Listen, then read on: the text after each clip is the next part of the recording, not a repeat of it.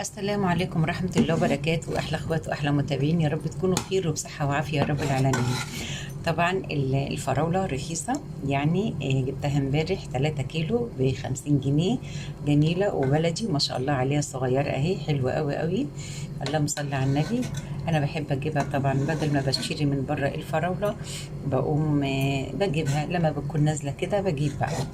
لو انت عايزة بقى تجيبي 6 كيلو ب50 جنيه برضو هتقعد معاكي وما فيش أي مشكلة. طبعا هي استوت معايا اهيت، وطبعا انا زي ما انتم شايفين كده بشيل الرغاوي اللي عليها اهي. طول ما انت واقفه بعد ما بتغلي بتشيلي الرغاوي اللي عليها ديت على طول. علشان خاطر طبعا الرغاوي دي بتبقى بقى طبعا مش حلو خالص في المربى، فبالتالي لازم ان انت تشيليها. بنبدأ بقى، هي كده استوت معايا، بنبدأ بجيب بقى ليمونة بقطع نصين كده، وببدأ ان انا بعصرها عليها بعد ما شلت كل الريم بقى من عليها.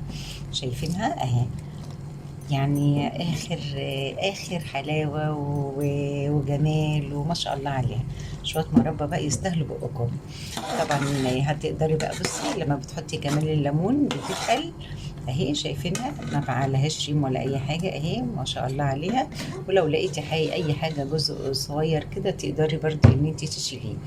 خلاص حبايبي اهو. وما شاء الله 3 كيلو يقدروا يعملوا لك 3 برطمانات حلوين كده كبار زي دول. يعني طبعا هتبرد واحطها هنا. دي برضو مربى، وهي دي المربى بتاعتنا الجميله. مربى الفراوله. شكرا لكم حبايبي، واتفضلوا معانا في رعايه الله وحفظه.